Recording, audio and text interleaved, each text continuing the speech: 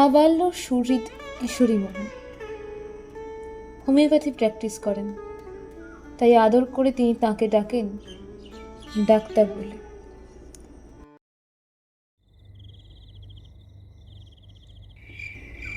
মাঘ মাসের দুরন্ত এক শীতের রাতে সেই বন্ধুকে সঙ্গে নিয়ে পল্লীর পথ বেয়ে চলেছেন তিনি। চলতে চলতে বন্ধু কিশোরী মোহনের একসময় মনে হলো, এই যে মানুষটির পিছন পিছন ছুটে চলেছি, ইনি নাকি অন্তর্যামী। সত্যি যদি তাই হন, যদি মনের কথায় তিনি টের পান, তবে এই কঠিন শীতের রাতে একবার চান করুন তো দেখি। একজনের মনে একটা কথা উদয় হয়েছে বলেই যে অপরজনের অন্তর্যামীর পরীক্ষা দিতে হবে, তার ইচ্ছা মতো চান করতে হবে, এমন কি কোনো কথা আছে? কিন্তু কি আশ্চর্য, বন্ধুর মনে ওই কথা উদয় হওয়ার সঙ্গে সঙ্গে চকিতে তার দিকে ফিরে তিনি বলে উঠলেন, কি যেন মারিয়ে ফেললাম ডাক্তার, গু নাকি? চান করেই ফেলি, কি বলো? কথা বলে উত্তরের জন্য আর অপেক্ষা পর্যন্ত করলেন না, সঙ্গে সঙ্গে সেই অবস্থায় জলে ঝাঁপিয়ে পড়লেন। কিশোরী মোহনের বুকের মধ্যে ছেদ করে উঠছে, ইনি তাহলে সত্যই তো অন্তর্যামী, সবকিছুই জানেন, মনের কথা সব টের পান। আবার কিছুক্ষণ পরে সন্দেহের মেঘ এসে মনটাকে আচ্ছন্ন করে দেয়। ভাবেন, কে জানে, হতে পারে হয়তো সত্যই তখন গু মারিয়েছিলেন, তাই তিনি চান করছেন। আমার মনের কথা হয়তো মোটেই কিছু জানতে পারেননি। আচ্ছা, একবার তো চান করে উঠে এসেছেন, এখন তো আর ফিরে চান করার কোনো আঁচিলে নেই। এখন যদি আর একবার চান করেন, তবে বুঝবো ঠিক অন্তর্যামী। মনে মনে যেই না এই কথা ভাবা, অমনি দেখেন ঠাকুর থেমে গেছেন। তার দিকে মুখ ফিরিয়ে মধুর হেসে তিনি বলছেন, চানটা যুক্ত মতো হয়নি ডাক্তার, আবার চান করে আসি। সত্যি সত্যি আবার গিয়ে তিনি জলে নেমে পড়লেন। এবার কিশোরী মোহনের মধ্যে ভাবান্তর ঘটে। এই কঠিন শীতের রাতে হিমশীতল জলে তিনিই তো পরোক্ষ প্ররোচনা দিয়ে বারবার তাকে অবগাহন স্নান করতে বাধ্য করছেন। অনুশোচনায় মনটা ভরে ওঠে, কিন্তু এই অনুশোচনা তখনও তার মধ্যে স্থায়ী হয়নি। এত করেও মনের সংশয় যায় না, তা নইলে আরেক দিন।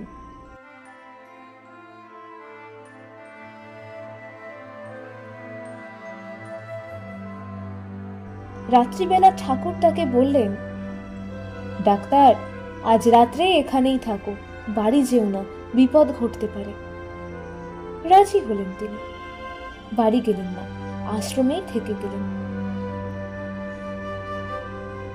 কিন্তু গভীর রাত্রে সবাই যখন সুপ্ত, আশ্রম যখন নিস্তব্ধ, তার কি খেয়াল হলো, ভাবলেন এখন একবার বাড়ি গিয়ে দেখি না কি হয়। এই কথা মনে করে আশ্রম থেকে চুপি চুপি বেরিয়ে বাড়ির দিকে এগিয়ে গেলেন। পথ চলতে চলতে ঠাকুরের অনেক দিনের অনেক সতর্কীকরণের কথা পর্যালোচনা করে তার ফলাফলের কথা মনে মনে খতিয়ে দেখছিলেন। বোধহয় তারই জন্য কিছুটা অন্যমনস্ক হয়ে পড়েছিলেন। হঠাৎ আচমকা একটা অস্ফুট ভীতি জাগানো হিস হিস শব্দে চমকে উঠে থমকে দাঁড়ালেন।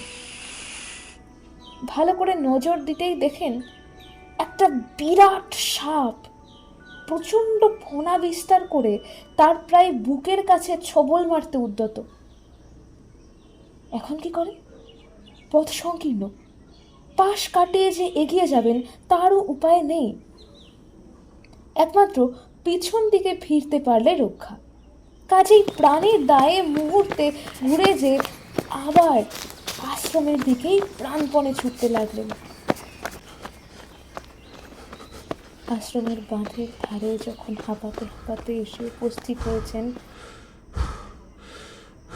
তখন অবাক হয়ে দেখেন সেই নিস্তব্ধ গভীর রাত্রে সবাই যখন ঘুমে অচেতন, তখন আশ্রমের প্রবেশ মুখে একাকী দাঁড়িয়ে আছেন, আর কেহ নহেন ঠাকুর স্বয়ং।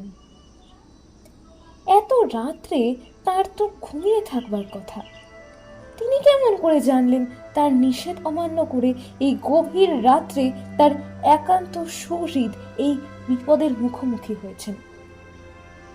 চোখাচোখি হতেই তিনি বলে উঠলেন, কি, আমার কথা বুঝি বিশ্বাস হচ্ছিল না, তাই না? কণ্ঠে তার মৃদু ভর্ৎসনা, কিন্তু দু চোখে যেন অসীম উৎকণ্ঠা এবং অপার করুণা একই সময়ে ঝরে পড়ে। কিশোরী মোহন এবার তার পায়ের উপর লুটিয়ে পড়েন, বলেন, সত্য তুমি অন্তর্যামী, আর কখনো তোমাকে অবিশ্বাস করে আমি ভুল করব না। ঠাকুর বললেন, পরীক্ষার পর পরীক্ষা নিচ্ছ ডাক্তার, একদিন পরীক্ষা দিতে হবে, সে কথা যেন মনে থাকে। এমনতর অজস্র অলৌকিক ঘটনা যদি নিত্যদিন কেবল চলতেই থাকে, তবে সেই বিস্ময়কর মানুষটির শক্তি সামর্থ্যের পরিমাপ হবে কোন যুক্তি বুদ্ধির মাপকাঠি দিয়ে? আর একদিন রাত্রিবেলা বাঁধের ধারে বাঁশের মাচাঙের ওপর তিনি শুয়ে আছেন। কেষ্টদার কোলের ওপর মাথাটি নষ্ট করে দিয়েছেন। আশেপাশে কোনো লোক নেই, একান্ত নিভৃতে আলাপ আলোচনা চলছে। মাথার ওপর নক্ষত্র খচিত আকাশ, চতুর্দিক অন্ধকারে ঢাকা। আলাপ আলোচনার মধ্যে কেষ্টদার সেদিন জিজ্ঞাসা করলেন, সবাই বলে আপনি ভগবান, লোকে যাকে ভগবান মানে, ভগবান বলে জানে, সেই তার মুখ থেকে আমার শুনতে ইচ্ছে করে, সত্যি কি আপনি ভগবান? এই প্রশ্ন ঠাকুরের কাছে কতবার তোলা হয়েছে, তিনি কেমন করে যেন কেবলই পাশ কাটিয়ে গেছেন। ভগবান কথার ধাতুগত অর্থ কি, কিভাবে শব্দটা নিষ্পন্ন হয়েছে, ভগবান মানে ভজমান ইত্যাদি কত কি আলোচনা করে প্রশ্নকর্তার আসল জিজ্ঞাসাটা কৌশলে তিনি এড়িয়ে গিয়ে নিজ পরিচয়টা প্রচ্ছন্ন রাখতে বারবার চেষ্টা করেছেন। কেষ্টদা নিজেও কি তা জানেন না? তার সামনেই তো কতবার এ প্রশ্ন নিয়ে আলোচনা হয়েছে, কিন্তু সেদিন তারই বা কি হলো? সেই বহু উচ্চারিত পুরাতন জিজ্ঞাসাটি আবার ঠাকুরের সামনে একান্তে তুলে ধরলেন, আপনি কি ভগবান? প্রশ্ন শোনার সঙ্গে সঙ্গে ঠাকুরের দৃষ্টি প্রখর হয়ে উঠল। তীব্র চোখে কেষ্টদার দিকে তাকিয়ে প্রত্যয় দৃঢ় কণ্ঠে সমস্ত শক্তি দিয়ে বলে উঠলেন, হ্যাঁ, আমিই সেই।